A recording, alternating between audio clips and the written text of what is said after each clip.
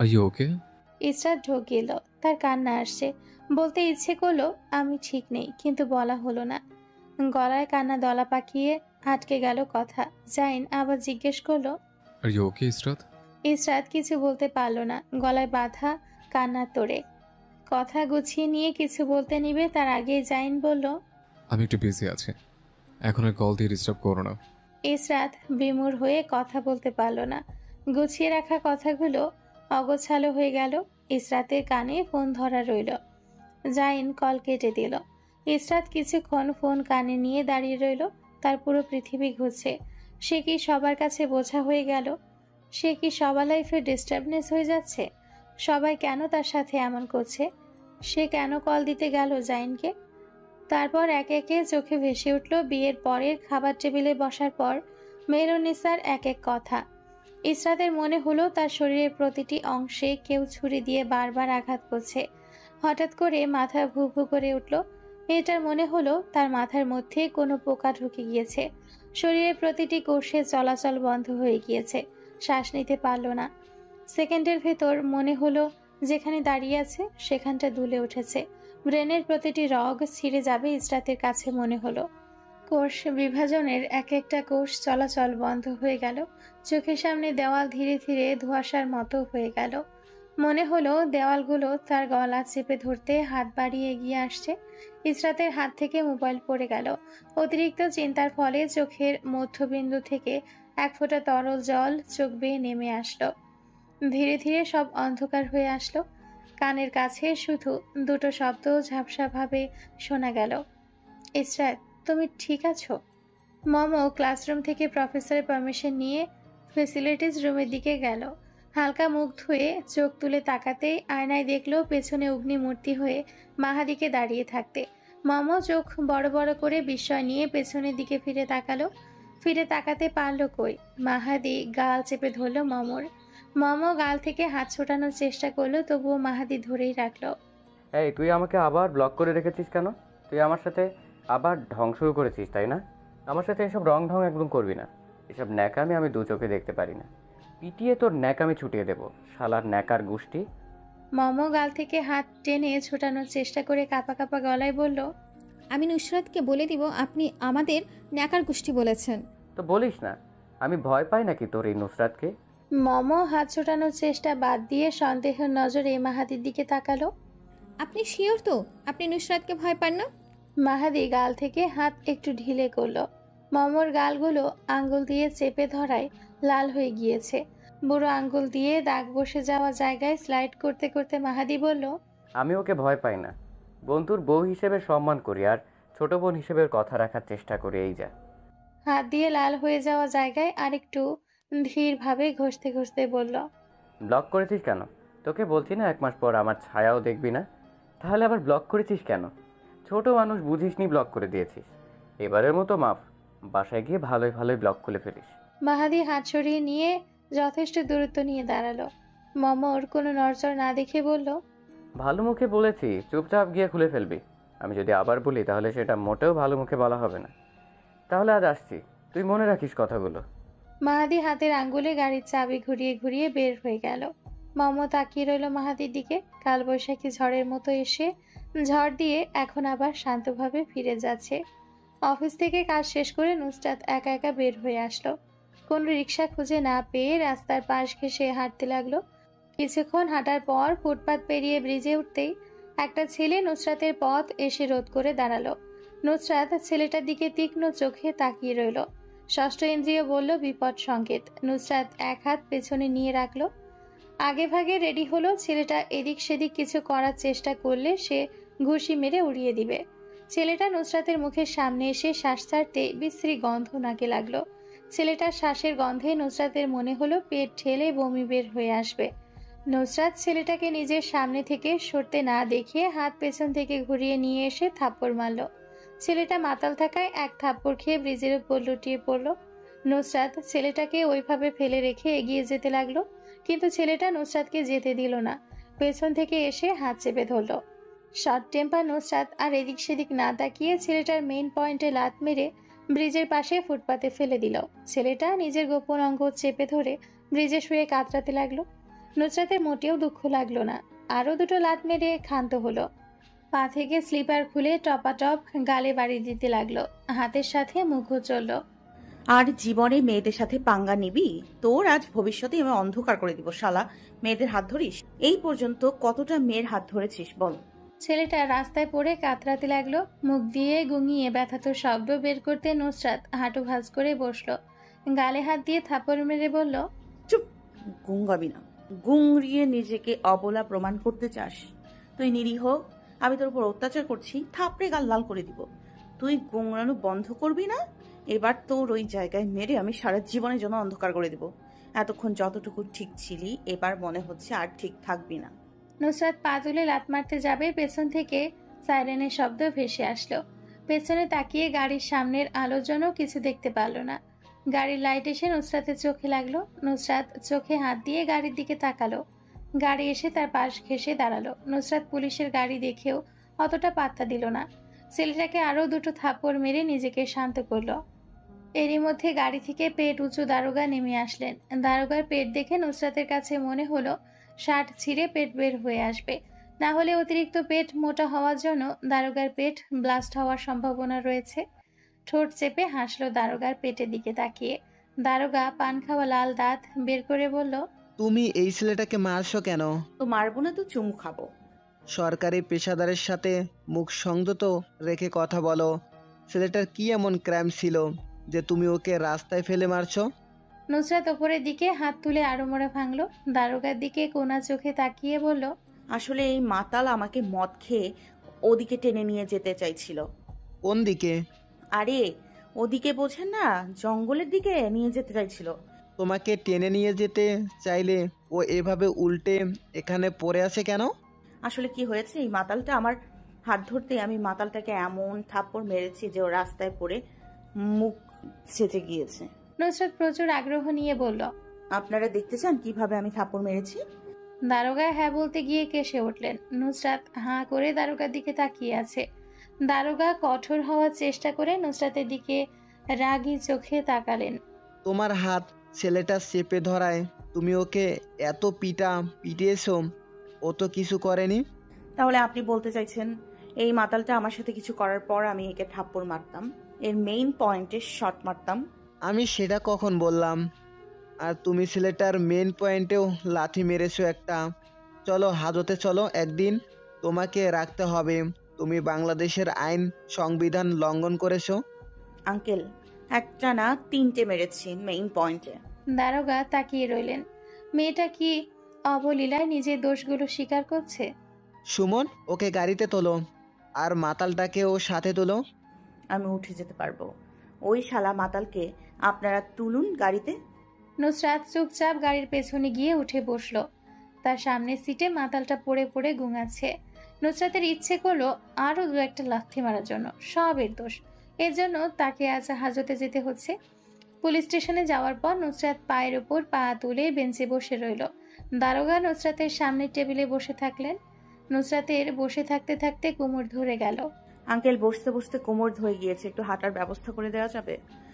এভাবে বসে থাকো, তোমার বাসার মানুষ না আসা পর্যন্ত এমনভাবে বসে থাকতে হবে। কাউকে কল দিলে তো আসবে। আপনি কাউকে বলেছেন কল দিয়ে আমাকে ধরে নিয়ে আসতে হাজতে? লোকটা মাথা নাড়ল। কাউকে তো বলা হয়নি।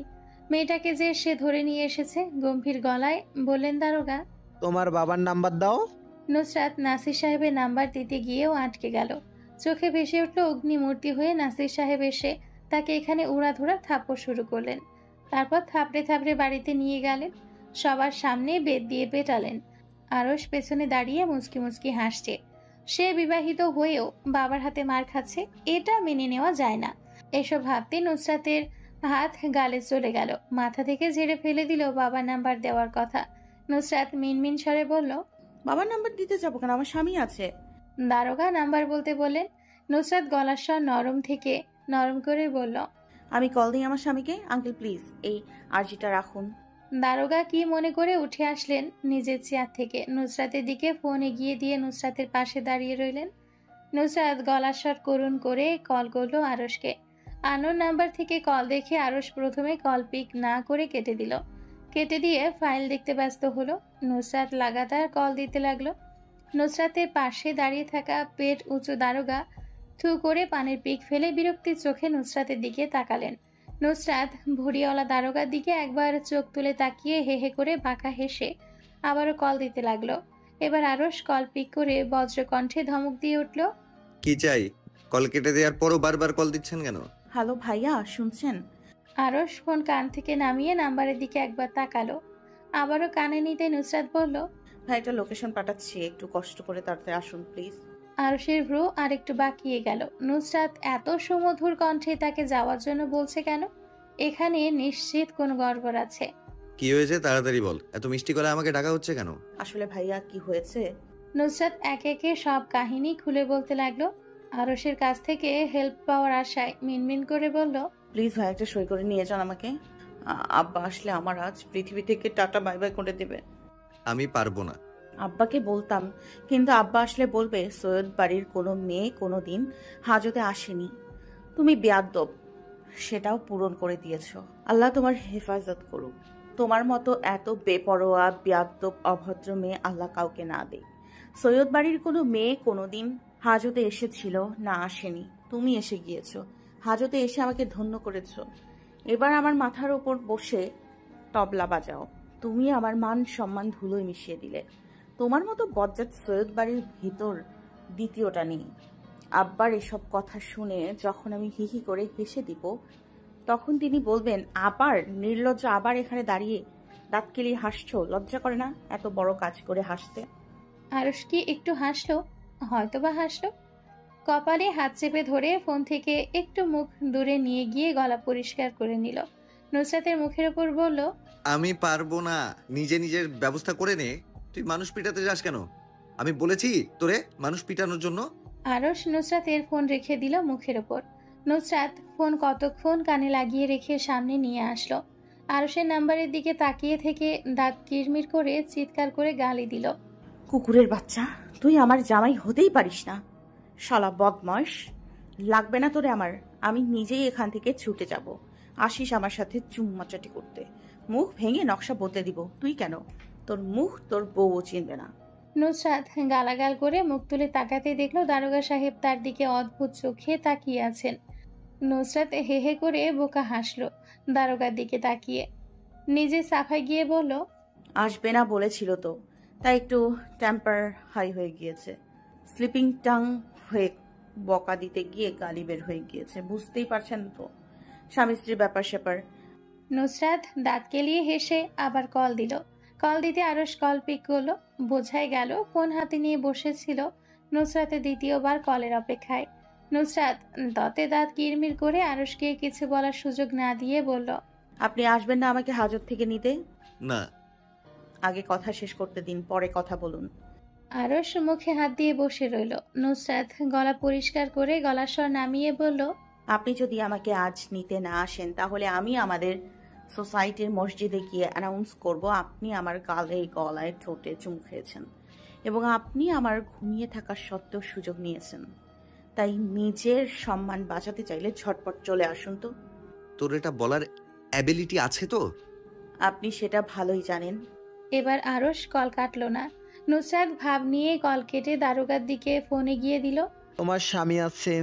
নুসরাত খুশি মনে মাথা নাড়ল। আরশ স্তব্ধ হয়ে ফোনের দিকে তাকিয়ে আছে। এটা বউ নাকি অন্য কিছু? নিজের স্বামীকে ব্ল্যাকমেল করছে। আরশ মাথায় হাত দিয়ে বসে রইল। কিছুক্ষণ পর টনক নড়তে হন্তদন্ত পায়ে হাতে গাড়ির চাবি আর মানিব্যাগ নিয়ে বের হয়ে গেল।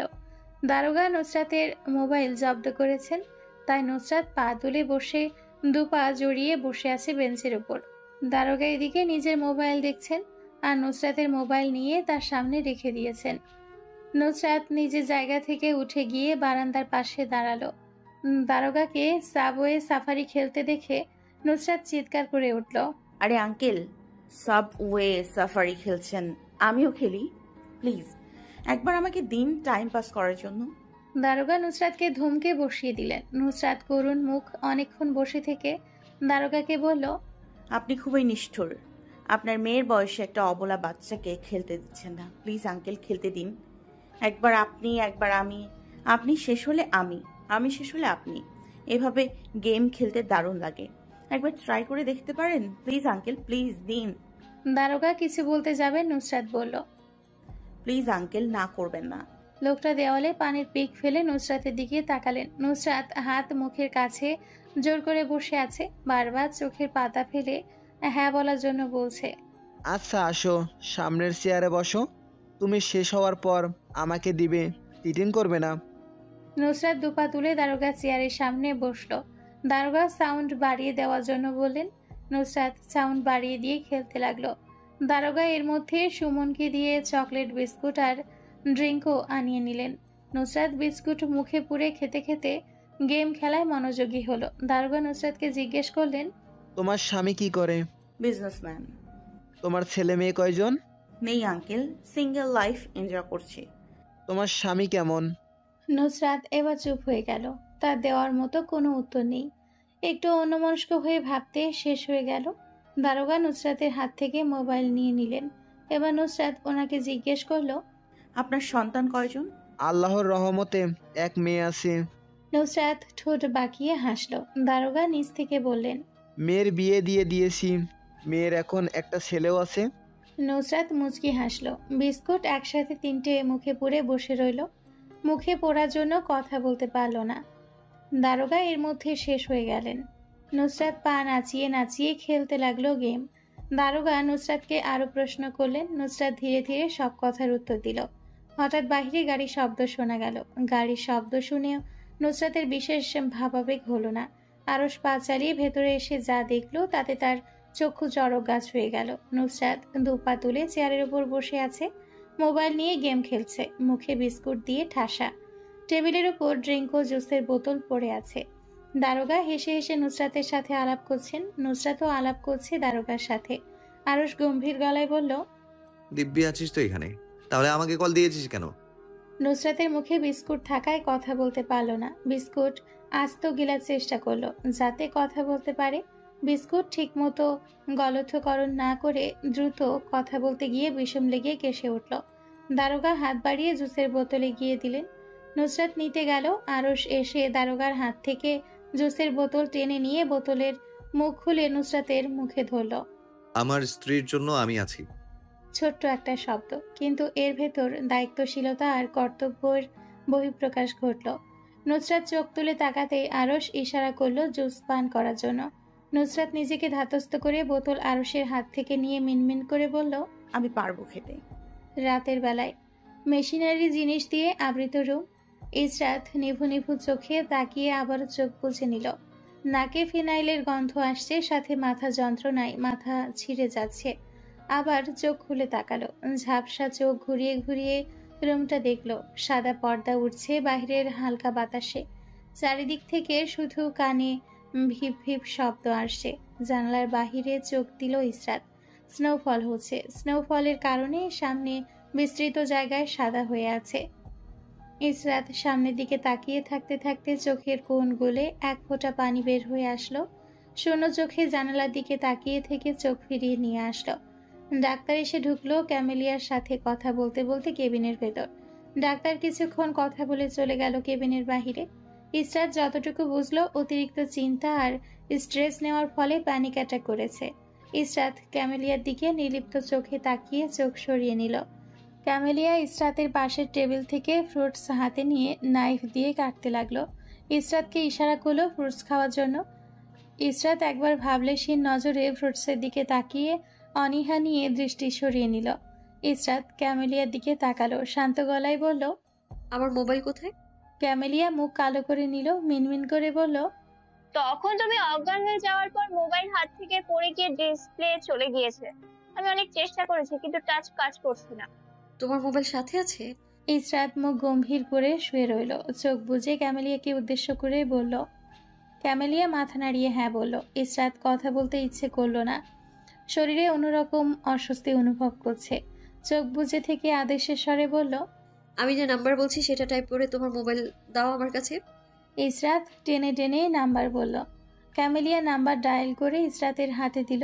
ইসরাত চোখ বুজে ফোন কানে চেপে ধরল।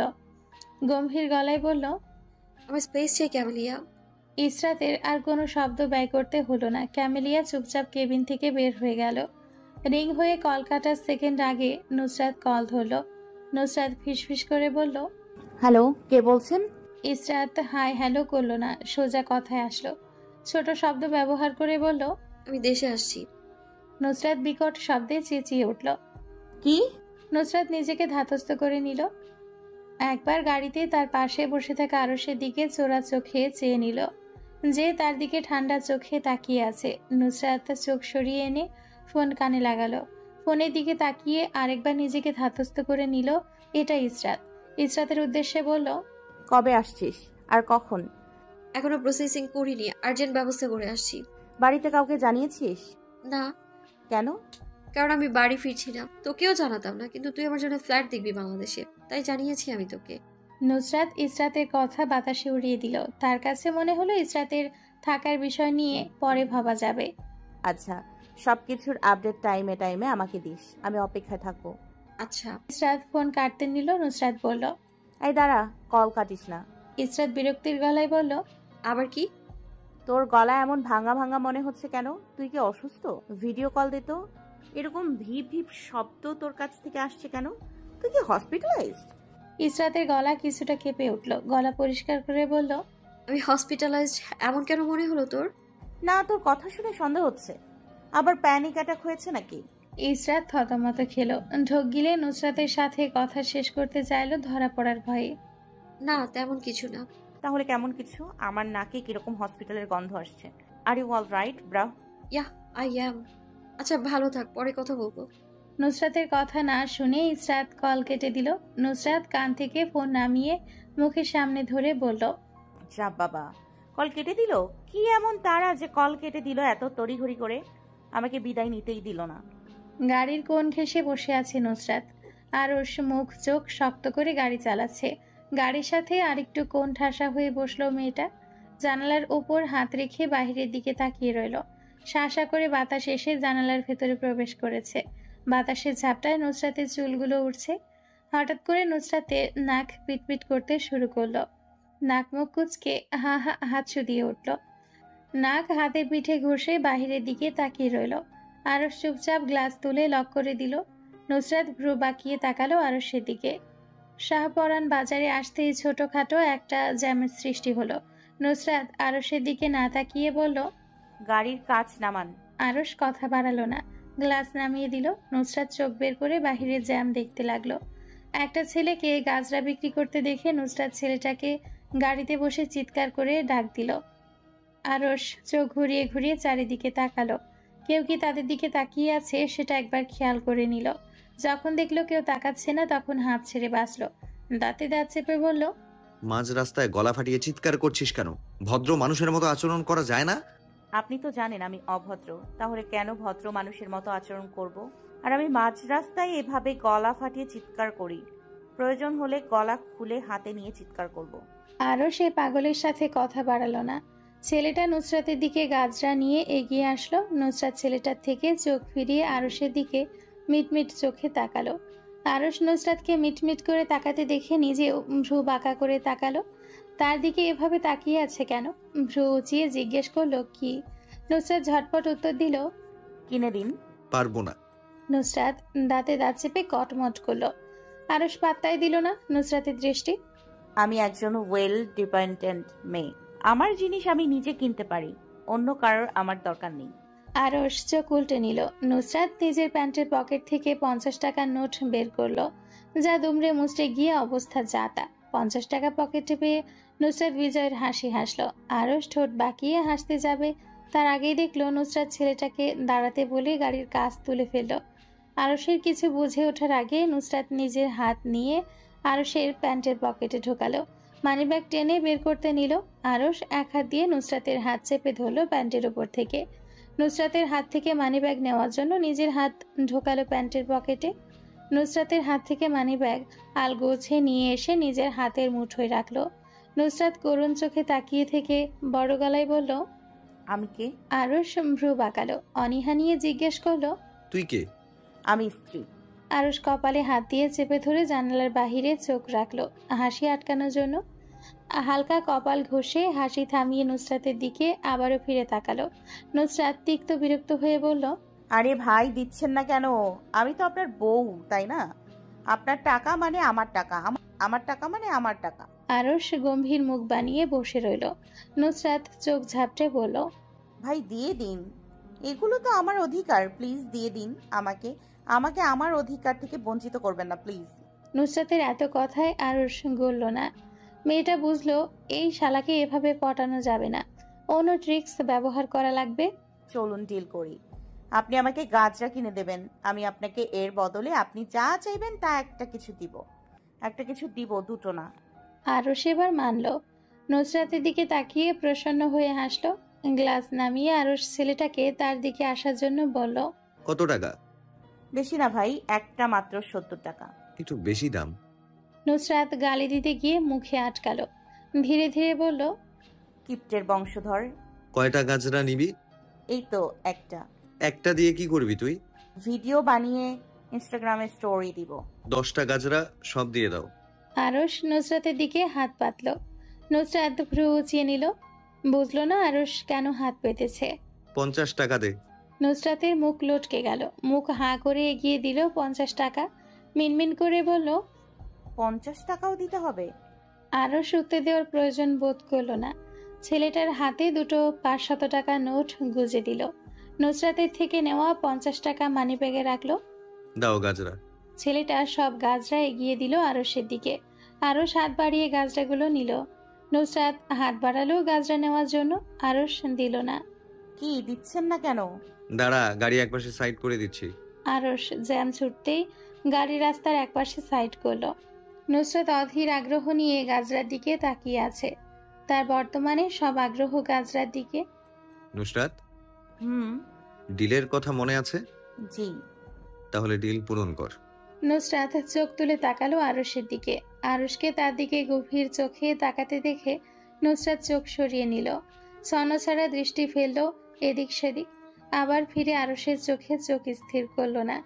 আরশের চোখে আজ কিছু আছে যা নুসরাতের ভেতর নাড়িয়ে দিয়েছে। চোখের পাতা অগোছালো ভঙ্গিতে ফেললো মেয়েটা। আমার দিকে তাকা। নুসরাত তাকালো না। আজ আরশের দিকে তাকালে তার সর্বনাশ নিশ্চিত। অগোছালো ভঙ্গিতে এদিক সেদিক চোখ ঘোরালো। তবুও একবারের জন্য আরশের পানে তাকালো না। আরশ ডিফ গলায় বলল, তাকাবি না তাই তো? আচ্ছা ঠিক আছে, গাজরা নিবি নাকি আমি ফেলে দিব? নুসরাত নিজেকে ধাতস্থ করে নিল। বুক ভর্তি করে শ্বাস টেনে নিল। এবার নির্লিপ্ত চোখ তুলে তাকালো সামনে বসা ছেলেটার দিকে। আরশের দিকে তাকাতেই বুক কেঁপে উঠল। তবুও নিজেকে স্বাভাবিক রেখে চুপচাপ দৃষ্টিতে দৃষ্টি মেলালো। আমি এখন যা করব তার জন্য আমি পারমিশন নিব না। তুই বলেছিস তুই আমাকে একটা কিছু দিবি, তো এখন তা আমি নেব।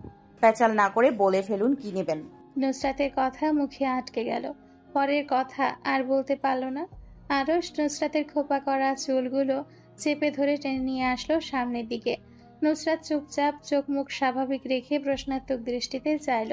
আরশ কিছু বিড়বিড় করে নুসরাতের আর তার মাঝে দূরত্ব ঘুচিয়ে দিয়ে নিচের ঠোঁটে সফট চুমু খেলো। মেয়েটা মাথা আরেকটু টেনে সামনের দিকে আনলো। ঠোঁটে চুমু খেতে যাবে নুসরাত থামিয়ে দিয়ে বলল, একটা কিছু দিব বলেছি, আপনি তো দুটো নিয়ে নিচ্ছেন। কথা শেষ করার আগেই আরশ ঠোঁটের ভাঁজে ঠোঁট গলিয়ে দিল। নুসরাত কোনো ধরনের রেসপন্স করলো না। নুসরাতকে রেসপন্স করতে না দেখে আরশ ঠোঁটে কামড় মারল। নুসরাত আরশের হাতে থাপ্পড় মারল। আরশকে ছাড়তে না দেখে আরশের মাথা এক হাত দিয়ে পেছনের দিকে ঠেলতে লাগলো। কাজ হলো না। আরশ ছাড়লই না। আরও ধীরভাবে নুসরাতের মাথা চেপে ধরে নিজের সাথে রাখলো। জাইন অ্যাপার্টমেন্টে এসে ঢুকলো। ক্লান্ত হয়ে সোফায় বসে পড়ল। ইসরাতের রুমের দিকে ক্লান্ত দৃষ্টি ছুড়ল। রুম লক করা দেখে ফোন হাতে নিল। ফোন হাতে নিতেই কিছু নোটিফিকেশন শো করলো। তাতে ইসরাতের অনেকক্ষণ আগের মেসেজ শো করছে। জাইন মেসেজে ক্লিক করলো, যাতে লেখা ছিল, আমি ক্যামেলিয়ার সাথে আছি। জাইন ইসরাতকে কল দিতে গিয়েও দিল না, অনেক রাত হয়েছে দেখে। সকালে কল দিবে ভেবে ফোন রেখে রুমে চলে গেল ফ্রেশ হতে। সকাল 9:10। ফোনের শব্দে ঘুম ভাঙল জাইনের। অনেক রাত করে ঘুমানোর জন্য সকালে ঘুম থেকে উঠতে অনেক দেরি হয়ে গেছে। জাইন লাফিয়ে ওয়াশরুমে ফ্রেশ হতে চলে গেল। ফ্রেশ হয়ে বের হয়ে কোনো দিকে না তাকিয়ে অফিসের উদ্দেশ্যে রওনা হলো। অফিসে পৌঁছানোর পর জাইন নিজের কাজ নিয়ে ব্যস্ত হয়ে পড়ল। কিছুক্ষণ পর কেউ এসে নক করলো জাইনের কেবিনের বাহিরে। জাইন চোখ তুলে দরজার দিকে তাকিয়ে আবার চোখ ফিরিয়ে নিয়ে কাজ করতে লাগলো। আপনাকে মিসেস জোসেফ ওনার কেবিনে ডেকে পাঠিয়েছেন। জাইন কোনো প্রতিউত্তর করলো না। জাইন নিজের হাতের কাজ শেষ করে ধীরে সুস্থে কেবিন থেকে বের হলো। বড় বড় পা ফেলে এলিভেটরের দিকে গেল। এলিভেটরে গিয়ে নির্দিষ্ট বোতামে চেপে দাঁড়িয়ে রইল।